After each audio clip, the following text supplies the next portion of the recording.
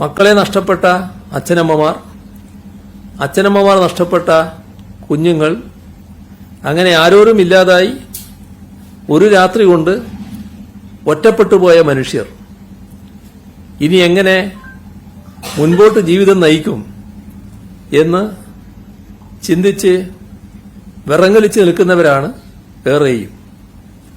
അവരെ ജീവിതത്തിലേക്ക് തിരിച്ചു കൊണ്ടുവരാനും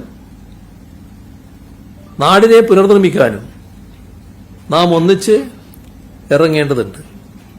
എല്ലാ തരത്തിലും സർക്കാർ സംവിധാനങ്ങൾ നാടിനൊപ്പമാണ്. എങ്കിലും ഒരായുസ്സിലെ മുഴുവനും നഷ്ടപ്പെട്ടവർക്ക് പുനരധിവാസമടക്കമുള്ള കാര്യങ്ങൾ ചെയ്യേണ്ടതുണ്ട്. ഇതിനോടകം സഹായഹസ്തങ്ങളുമായി എല്ലാ മേഖലയിൽ നിന്നും സുമനസ്സുകൾ മുന്നോട്ട് വന്നിട്ടുണ്ട്. ഇന്നിപ്പോ മുഖ്യമന്ത്രിയുടെ ദുരിതാശ്വാസ നിധിയിലേക്ക് Lulu group chairman MA Yusuf Ali, പ്രമുഖ വ്യവസായി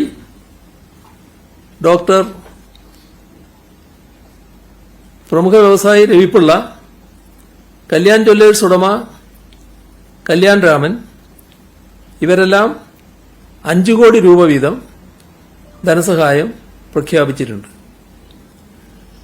വിഴിഞ്ഞം പോർട്ട് അദാനി ഗ്രൂപ്പും 5 കോടി രൂപ സഹായ വാഗ്ദാനം നൽകിയിട്ടുണ്ട്. നോർക്ക ഡയറക്ടർമാരിലൊരാളായ ജയകൃഷ്ണ മേനോൻ 1 കോടി രൂപയും വാഗ്ദാനം ചെയ്തിട്ടുണ്ട്. കൂടാതെ KSFE 5 കോടി രൂപയും, കനറ ബാങ്ക് 1 കോടി രൂപയും, KMML 50 ലക്ഷം രൂപയും, വനിതാ വികസന കോർപ്പറേഷൻ 30 ലക്ഷം രൂപയും, ഔഷധി ചെയർപേഴ്സൺ ശോഭന ജോർജ് 10 ലക്ഷം രൂപയും നൽകിയിട്ടുണ്ട്. തമിഴ്നാട് മുഖ്യമന്ത്രി പ്രഖ്യാപിച്ച 5 കോടി രൂപ തൊട്ടു മുമ്പ് തമിഴ്നാട് പൊതുമരാമത്ത് മന്ത്രി ശ്രീ EV വേലു ഓഫീസിൽ വന്ന് കൈമാറിയിട്ടുണ്ട്. തമിഴ് ചലച്ചിത്ര നടൻ വിക്രം 20 ലക്ഷം രൂപ കൈമാറിയിട്ടുണ്ട്.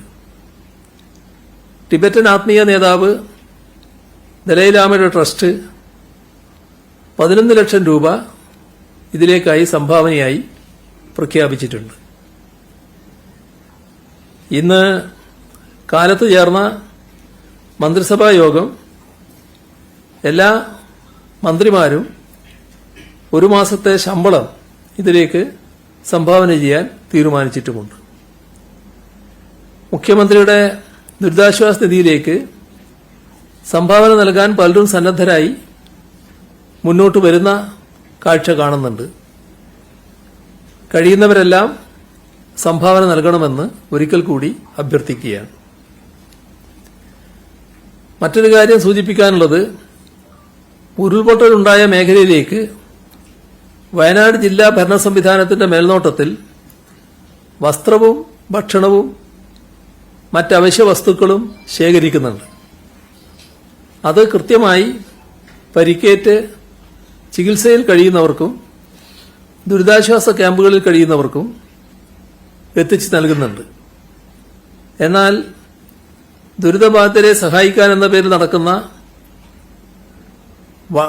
വ്യാപകമായ പ്രവർത്തനങ്ങൾ ഈ ഘട്ടത്തിൽ ഈ തരത്തിലുള്ള പ്രവർത്തനങ്ങൾ ഒഴിവാക്കേണ്ടതാണ്. ഒറ്റക്കും കൂട്ടായും പല സ്ഥലങ്ങളിൽ നടക്കുന്ന പണപ്പിരിവ്, ഭക്ഷണം ശേഖരിക്കല്, വസ്ത്രം ശേഖരിക്കല്, അതൊന്നും ഇവിടത്തേക്ക് ഗുണം ചെയ്യുന്നതല്ല. ഇവിടെ ആവശ്യമുള്ള കാര്യങ്ങൾ അവിടെ തന്നെ സജ്ജീകരിക്കാനായിട്ടുണ്ട്. അപ്പം അത്തരം കാര്യങ്ങൾ, ഇവരെ സഹായിക്കാൻ ഉദ്ദേശിച്ചുകൊണ്ട് നടത്തുന്ന പ്രവർത്തനങ്ങൾ പിന്നീട് വേണ്ടാത്തതായി വരും. അപ്പോൾ ഒരു ആവശ്യമില്ലാത്ത ഒന്നായി മാറും. അത്തരം പ്രവർത്തനം നിർത്തിവെക്കുന്നതാണ് നന്നാവുക. അതുമായി ബന്ധപ്പെട്ട് പ്രവർത്തന രംഗത്തേക്ക് ഇറങ്ങുന്നവർ അത് നിർത്തിവെക്കുന്നതായിരിക്കും നന്നാവുക. അത് ഏതെങ്കിലും തരത്തിൽ ഉപകാരപ്പെടുന്ന ഒരു പ്രക്രിയ അല്ലാതാകുന്നതുകൊണ്ടാണ് ഈ തരത്തിൽ പറയുന്നത്. എന്നാൽ അതിൽ പങ്കാളികളായവര് ശേഖരിച്ച വസ്തുക്കളുണ്ടെങ്കിൽ അത് ജില്ലകളിലെ കലക്ട്രേറ്റുകളിൽ അത് കൈമാറാം. ഓരോ കലക്ടറും വയനാട് കലക്ടറെ ബന്ധപ്പെട്ടുകൊണ്ട് ആവശ്യമുണ്ടെങ്കിൽ അങ്ങോട്ട് എത്തിക്കാൻ നൽകിയെടുക്കും.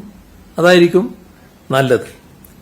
ഇനി എന്തെങ്കിലും ആവശ്യം പ്രത്യേകമായി വരുന്നുണ്ടെങ്കിൽ ദുരന്ത നിവാരണ അതോറിറ്റി അറിയിക്കുന്ന മുറക്ക് ചെയ്യുന്നതായിരിക്കും നന്നാവുക.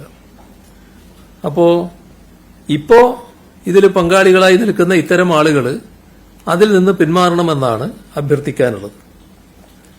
മുഖ്യമന്ത്രിയുടെ ദുരിതാശ്വാസ നിധിയിലേക്ക് ഈ ഘട്ടത്തിൽ എല്ലാവരും സംഭാവന ചെയ്യാൻ ഒരിക്കൽ കൂടി തയ്യാറായി മുന്നോട്ട് വരണമെന്നാണ് പൊതുവെ അഭ്യർത്ഥിക്കാനുള്ളത്.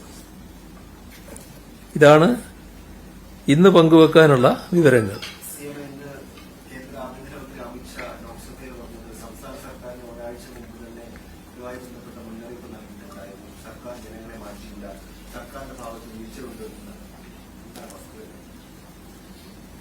ആ പറയുന്നതിലെല്ലാം ഒരു ഭാഗം വസ്തുതയുണ്ട്, ഒരു ഭാഗം വസ്തുതയല്ലാത്തതുമുണ്ട്. നിങ്ങൾക്ക് എല്ലാവർക്കും അറിയാവുന്നതാണല്ലോ മുന്നറിയിപ്പുകളുടെ കാര്യം. നിങ്ങൾ മാധ്യമങ്ങളുടെ പ്രതിനിധികളാണല്ലോ. എല്ലാ മാധ്യമങ്ങളും ഈ മുന്നറിയിപ്പുകൾ സാധാരണ കൊടുക്കാറുണ്ടല്ലോ. ഈ പറയുന്ന മുന്നറിയിപ്പ് കാലാവസ്ഥാ മുന്നറിയിപ്പാണ്. ആ കാലാവസ്ഥാ മുന്നറിയിപ്പ് എല്ലാ കാലത്തും നമ്മുടെ നാട്ടില് അതീവ ഗൗരവത്തോടെ പരിഗണിക്കപ്പെടാറുണ്ട് എന്നുള്ളതാണ് വസ്തുത. ഞാനിതിനെ മറ്റൊരു രീതിയിൽ എടുക്കുന്നില്ല.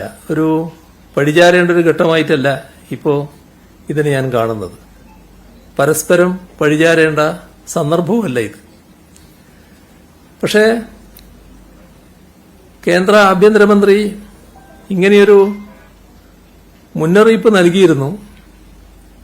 എന്നിട്ട് കേരളം എന്താണ് ചെയ്തത് എന്നൊരു ചോദ്യമാണ് ചോദിച്ചിട്ടുള്ളത്.